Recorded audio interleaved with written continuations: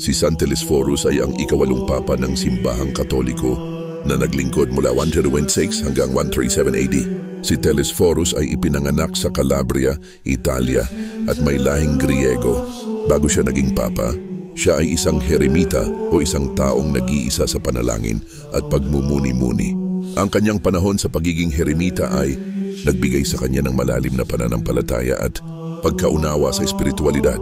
Bilang papa, si Telesphorus ay kilala sa kanyang pagtatanggol sa pananampalataya at paglaban sa mga erehes.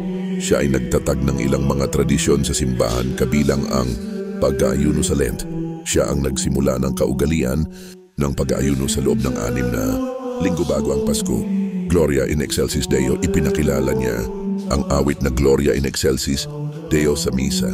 3 misa sa Pasko.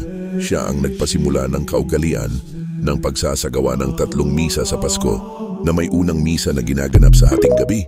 Si Telesphorus ay namatay bilang isang martir sa panahon ng paghahari ni Emperador Hadrian noong 137 AD. Ang kanyang pagkamatay ay isang patotoo sa kanyang matatag na pananampalataya at pagiging tapat sa simbahan. Ang kanyang kapistahan ay ipinagdiriwang tuwing Enero 5 sa simbahang Katoliko at Pebrero 22 sa simbahang Silangan.